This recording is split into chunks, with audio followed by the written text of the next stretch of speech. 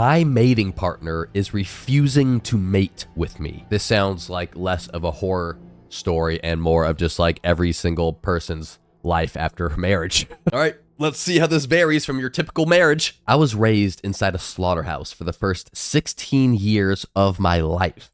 Kerrigan, they called it. From birth to 5 years old, I was raised inside a tiny white room and named 117890. Can't say that's a very cool name. It's kind of lame. You know, my name is Lou, and that's kind of a lame name, but your name is like hella lame. This is just like remind me of Stranger Things right now, or the Holocaust. When I was 5, I was transferred to a bigger room with other children. We were taught to read and write and educated on humanity's biggest sin, our parents' horrific evil. Okay, I'm hooked. Let's hear what it is. It's going to be something like selling out America's entire medical industry to private equity or something. It's not, but it should be. It should be. That is a horrific evil. 11456, one of the older kids who grew up alongside me, said Kerrigan used to be a shopping mall. Whoa, cool. That used to be a Taco Bell, and pointed to clinical white walls. Or during playtime, she would shout, "Look, over there used to be a movie theater." Honestly, that just sounds like me anytime I'm driving through my hometown now with like my little cousins or nephews or anyone younger than me, if I'm being honest with you. So I feel you and I relate to you, 11456. It's not that I didn't believe her. Humanity had left its mark, no matter how hard they tried to remove us. 11456 told me they had left advertising boards scattered around. I like the Spider-Man, a brand new day one. Oh, I'm actually kind of excited to see that movie. I can't lie to you. I feel like Marvel's about to make a comeback. I really do. Tom Holland, Robert Downey Jr. Yep, they're gonna blow that shit up again in a good way. I didn't know what a Spider-Man was, but I sure as hell wanted to. Kerrigan was one of the more high-tech slaughterhouses. When kids were transferred from other factories, they spoke of tiny, suffocating wooden houses holding 50,000 children, cooped up with zero sunlight. I'm very curious as to how we transfer from this into how your breeding partner does not want to mate with you. How are we going to connect these dots? And I hope that before too long, these people are no longer talking about children, because that's it's making me a bit uncomfortable, a bit queasy. Those kids were feral, especially those who'd grown up in the outside world. I knew a boy who had a human name, Eris. He told me his parents were killed and eaten raw right in front of him. What the hell is going on in this universe? What?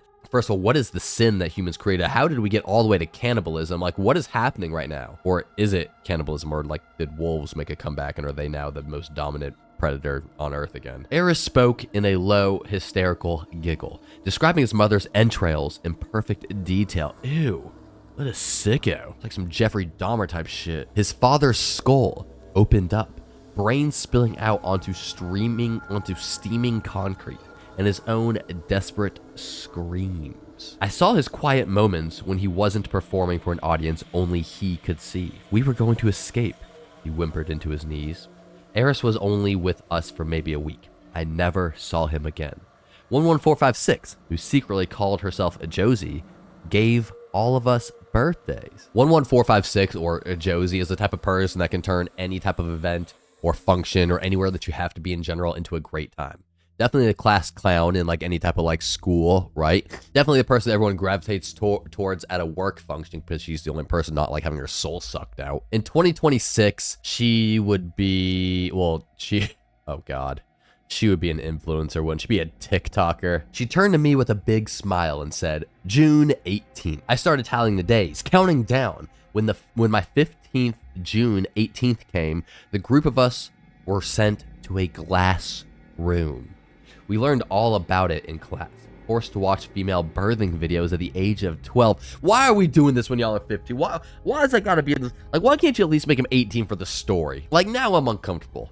Now I don't feel so well. Now I don't even know if this is allowed on YouTube. Our prime objective as healthy stock was to continue the human race and provide meat for them. Is this more aliens, or is this like some type of like demonic presence, or is this just like a group of humans that are in fact cannibals providing meat for people? Imagine having to like being part of like some like birthing organization, like where you're literally just like a birthing person. That's what you are.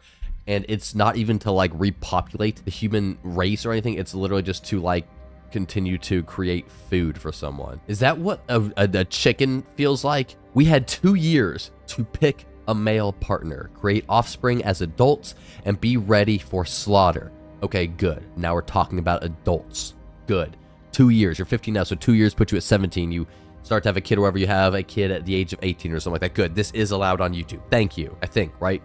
YouTube, we're good. Our one rule was never look through the glass. I didn't want to find a mate. Josie was the one who made my cheeks warm. She was slaughtered 2 years earlier. Oh, damn.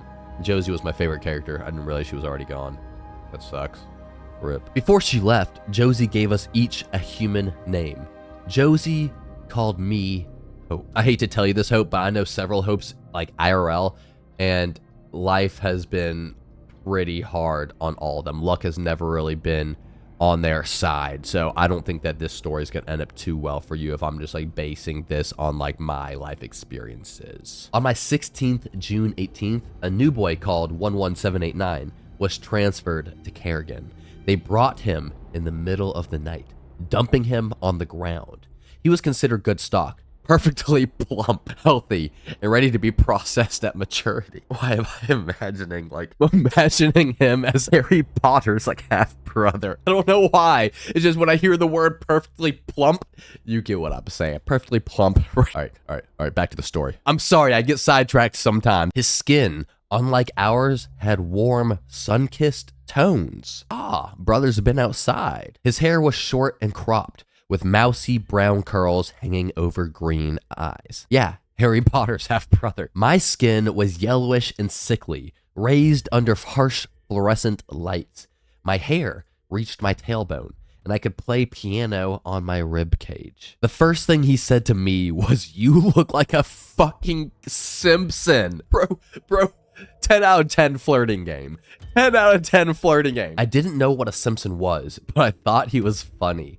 The boy was surprisingly not a psychopathic human. "I'm Rowan. Rowan Daly," he said, despite the identification tag around his neck reading 11789. "Don't fucking call me that BS." I like Rowan. I think him and Josie would have gotten along great. R.I.P. Josie. I didn't know humans had second names. A year passed, and most of us found mating partners. Nobody wanted to be with the boy from the outside. That doesn't make sense. Women always want like the strange, not the strange, like the mysterious, questionable man. The man who you can't really justify or like fully understand his past. The different one, the strange one, but the strange in a powerful sense. The knowing one, the wise one, the one who knows things like what a Simpson character is. Yeah, that's Cap. Everyone would have wanted the outside boy. They saw him as feral and an animal. Rowan Daly. I cornered him on my 17th of June 18th, calling him by his second name. Rowan was sitting cross-legged on the floor, sketching with a piece of chalk. Oh yeah, he's also like a tortured artist. Yeah, girls love that shit, especially at 17 years old. I was an absolute freaking catastrophe in high school. Emo kid, snakebite lip rings, big septum ring, big gauges, hair that covered, my entire face, in a lot of freaking legal trouble. And you know who loved me? Not my parents, but women did. Yep. All the girls in my high school freaking loved me. So yeah, that's Cap. Rowan would have been pulling everybody. Women would have been flocking to Rowan. "What do you think?" He nodded to his drawing. "I call it chicken nuggets." He shot me a grin and my gut fluttered. Get it? I was yet to understand this boy's humor. I held out my hand. "Can you be my mating partner?" The boy laughed loudly. I had to slam my hand over his mouth to avoid attracting attention. "You're not serious." Rowan looked me up and down. "I'm good." He pulled me closer. "Breathe heavy. Don't you want to go outside?" A shiver trickled down my spine. "No." Rowan folded his arms. "You do know what this place is, right?" I think Rowan's about to hit her with some knowledge that she's not going to be able to forget. It's going to change her entire perspective on everything, and now she's going to get herself in some trouble. On it right here, right now. Rowan's about to drag her into the all-knowing mud with him. And once you know, you can't unknow. And once you know, well, the people that know get in trouble. "You do know what this place is, right?" "Yes." "It's a slaughterhouse," I said, "for humanity's biggest sin." He rolled his eyes. "Which is..." Yes, this is the question I've had this entire time. "Tell us, please. This is what I'm so curious about." I didn't want to say it. We were taught not to. "Eating animals," I whispered in his ear. Oh, I'm sorry, let me redo that. "Eating animals." Rowan surprised me with a giggle. Then he took my hand and led me to the glass. Rowan smirked. Do you want to look outside with me? Oh shit. This is like the one rule, right? You're not supposed to look through the glass or something like that. You're not supposed to look to see what's on the other side of the glass. There was a rule about that glass and had something with not looking in that general direction. Rowan's about to get her killed prematurely. Outside? I hissed. Tried to retract my hand, but he was forceful, almost playful. Come on. Rowan pulled me closer. Live a little, huh? Yeah, Rowan's the little mysterious, tortured artist rebel. The girls would have been loving him in there. Come on now. Live a little, huh? He pressed his head against mine as I gave up, allowing myself to peer through the glass. Mind you, the one rule that they were not supposed to break. The one rule they really had. Do you want to know why I was sent here? He hummed. A monstrous silhouette loomed. I stepped back. A man holding a little girl's hand. The girl held a balloon bearing the greatest zoo on Earth. No way animals have taken over the world and are now eating and slaughtering and keeping humans captive, and they're keeping these humans captive in a zoo. Oh, how the turns have tabled. Rowan sighed as more figures emerged. Some of them waved. Others flashed strange-looking rectangles. Wide, excited eyes blinked back at me. Eris was a good actor, Rowan said. Josie was kind of lacking. I'm glad she left. Wait, what is going on here? What is going on here? I feel like Rowan knows something that we don't, that no one else knows. I think he's in on something bad. His grip tightened. Kerrigan, Rowan whooped. The greatest fucking zoo on Earth. He pulled me closer. Ever since I was a kid, I've wanted to be here with all my favorite characters. I used to watch you on TV, Hope. His breath tickled my ear.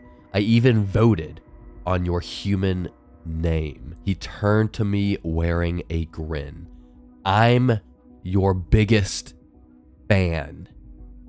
This is disgusting. Oh my God. That's so freaking creepy. Oh my God. Okay, number one, I'm sorry to all the animals for ever thinking that you guys took over the world or something, and that you guys were like the bad guys in this. I should have known that it was just humans doing terrible things to other humans for their own freaking entertainment. Oh my God. That's so creepy.